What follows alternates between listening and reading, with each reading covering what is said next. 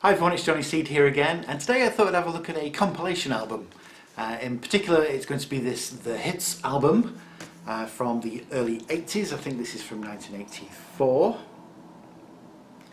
And I was just wondering about compilations in general. Do any of you pick them up? Are they something to be avoided at all costs? Do you consider them to be legitimate releases? I suppose it depends on how you go about collecting. If you're just collecting a particular artist, then a track of theirs appearing on a compilation album, would you class that as being something you'd want in your collection? Or is it more of a case of you just want to have it on that particular medium, in this case vinyl? So if there's a track that you really like and you want to have it on vinyl and you see it on a compilation, would you pick that up? I don't know how I feel about this at the minute. I'm sort of on the fence. I'm just trying to work it out. On the one hand, I would rather obviously have a official studio release by a particular artist in the collection, but sometimes it's good just to have particular tracks that you can listen to on vinyl. A bit like beer, really, isn't it? You have a particular beer which you can get in a can, or you can get it in a bottle. It's essentially the same beer, however the delivery method is slightly different, and some people prefer the taste of beer out of bottles, and some people prefer them out of tins, and some people don't care. So I guess that's what I'm trying to get at.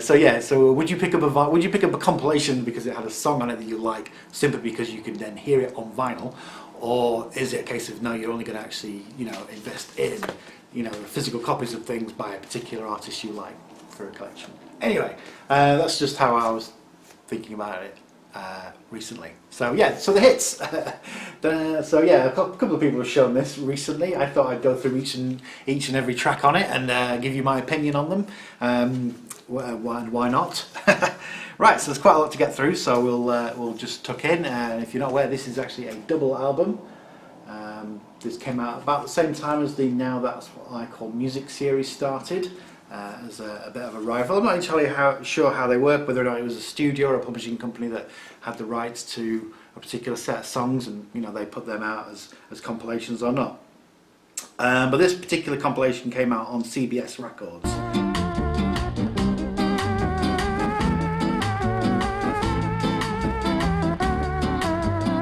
Right, so I'm going to go through each and every single song on here and talk about them in excruciating depth. No, I'm just going to skip through them and I'll give you my opinion on what I think of each track. Okay, so straight away we have Wham with their song Freedom. Yeah, not a big fan of Wham. Yeah, it's alright. It's a sort of pop song goes, a bit of an 80s classic, but not something that I particularly enjoy. Howard Jones, Like to Get to Know You Well, is okay. I didn't realise that one had steel drums at the beginning. Alison Moyet, All Cried Out. Yeah, I actually quite liked that. That was a bit of a classy recording. Not too bad. So yeah, a bit of a weak start, I think, on side one. Then Paul Young, I'm Going to Tear Your Playhouse Down. I was very surprised by this one. If you'd have asked me before I listened to this what my opinion of Paul Young was, I'd have said, fairly decent singer, sort of somewhere on the spectrum between George Michael and Lamar as far as the 80s go. But I'd never really sort of paid much attention to his music, unfortunately. I just remember Paul Young being very popular with girls at school, and a bit of a sort of a teen idol, posters on the wall thing, so I never really sort of consider him as being, anything more than that. However, this track is really good. There's really funks. I don't know who's playing on it, but the guitar solo on it is really good. The bass, electro bass sounds really crisp. The production's really hard. It's got a bit of a hard funk edge. I'm not sure. I'll have to do some funk research, whether it's classed as P-funk or G-funk, or if either of those things are actually things. But yeah, very impressed with that. Yeah, Paul Young gets a thumbs up. Alphaville, being in Japan, absolutely stone cold classic. One of those uniquely original one-hit wonders, I guess. Nothing else really sounds like it. Same with Laura Branigan's Self Control. I absolutely love that song. I would say that has got to be one of my top 15 tracks of the 80s, definitely in as far as pop goes. Anyway, I really love that one, Self Control. Ray Parker Jr. Ghostbusters, excellent track. Back when they used to have original ideas about things.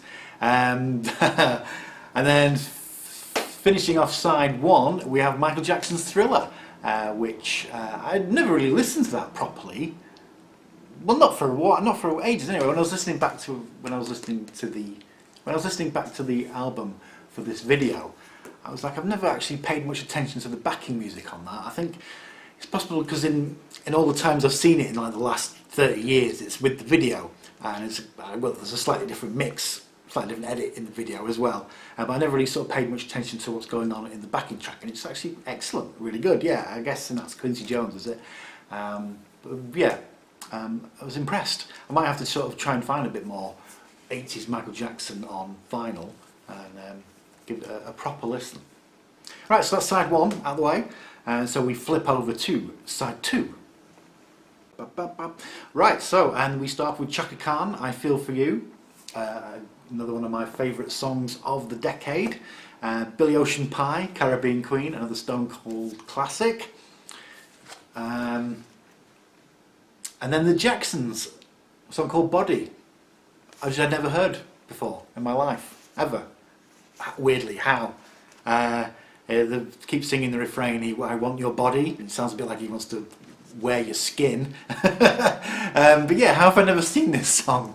How have I never heard of that song, The Body by the Jacksons? It was big enough to be included on a compilation, which I have owned since it came out. I've just always, was it always on there? Is this you know, is this Nelson Mandela in full effect? What's going on? But no, the Jacksons and their song Body is a new one to me, and it's not very good. SOS Band, Just Be Good To Me. I think this song sounds better in the dub version, to be honest. Yeah, that's my opinion on it. Denise Williams, Let's Hear It For The Boy, another absolute classic, one of my favourite 80s songs. Miami Sound Machine, Dr. Beat, absolutely love that one.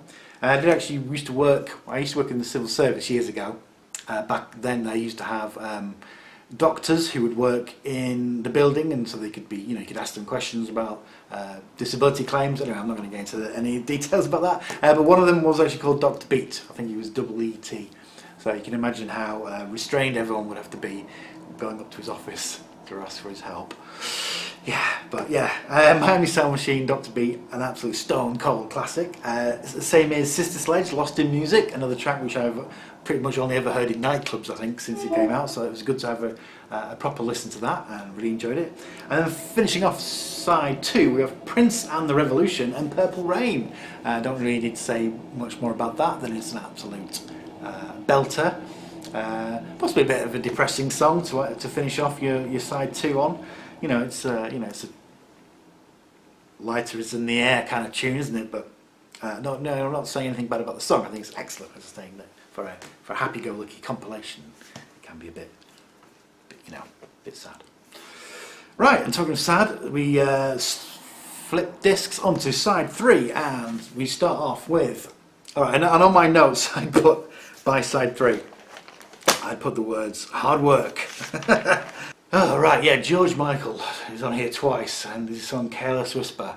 I've just written down here, no, I'm not a big fan of that song at all. It bores me to tears. And pretty much, unfortunately, the same with the next song, The Cars and Drive. Yeah, I know it's a classic song, but I don't know, I just find it a bit depressing. Chicago, Hard Habit to Break. Shit Cargo, more like. Shit Carg, no. Hard Habit to Break, not one of my favourite songs whatsoever. Extremely worrying lyrics as well. If you read into them, it just sounds like he's got a bit of an issue. He's engaging in some sort of unhealthy relationship there. But the song actually does get quite good just as it's fading out. So, you know, another classic example of songs which fade out just at the wrong time, which I could do another video about completely. Ditto, Sweet Jane.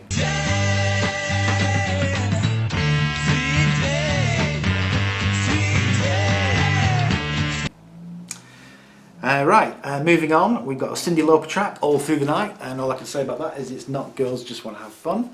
It's okay though. The Thompson Twins and their song Sister of Mercy. I think I'd rather hear the band Sister of Mercy do a song called The Thompson Twins than the other way around. The Stranglers, Skin Deep, good track, yeah, possibly the best track on this side. And then Everything But the Girl, each and every one. Before I started listening to this, I would have thought Everything But the Girl, I'm probably going to hate everything about the song, but no, I was completely wrong. Yeah, a bit of a turn up for the books, that one. I've never really listened to much Everything But the Girl. I knew who they are, I'm aware of them. Of course, they later had a bit of a resurgence, didn't they? They came up with that track, was it Missing? That had a bit of a a trip-hoppy sort of beat behind it, but that was years off. But yeah, Everything But the Girl is very good actually. It was sounding very, very classy. I did like that tune a lot. We finish off side 3, which is probably my least favourite side, but with quite a good song, Sade, Smooth Operator. It was a lot quicker than I remember it being. I don't know if it was sped up just to fit it on the actual side of the album. But yeah, it was more kind of an up-tempo Latin number than I remember it. I always associate that song as being something a bit more, dare I say it, smooth.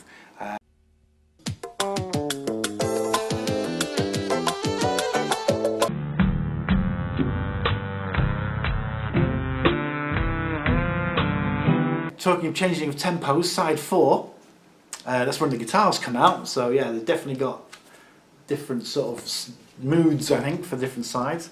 So yeah, there's a bit of the first 3 songs on side 4, ZZ Top, Gimme All Your Lovin', Boom, Van Halen, Jump. Yeah, I'm going to say it's probably my favourite Van Halen song, and I'll admit I've not heard all of Van Halen's songs, so you know, I'm more than happy to be educated on that, but I do like Jump, I'm not going to deny it.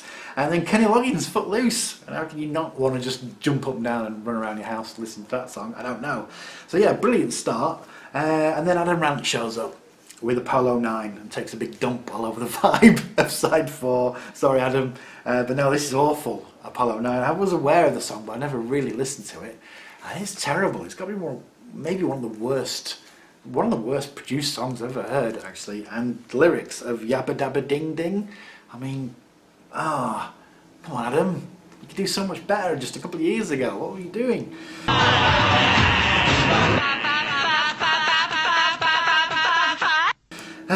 Anyway, and then we have Meatloaf, Modern Girl, which is subpar loaf. Rod Stewart, Some Guys Have All the Luck. Just, you know, give it up, Rod. You know, about now. Stop complaining. Shakin Stevens, Teardrops. Jesus Christ, no. I mean, this is terrible. I mean, it sounds at least 15 years out of date, even in 1984 when this came out.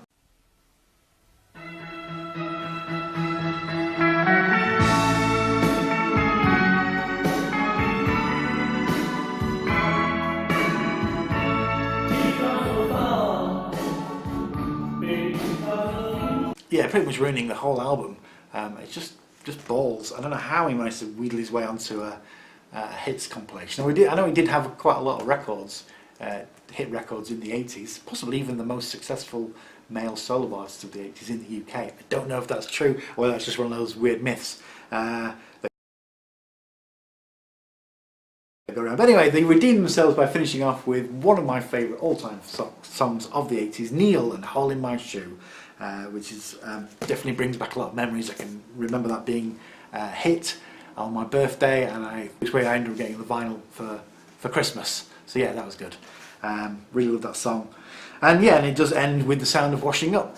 So yeah, not many hits compilations end with that kind of sound effect.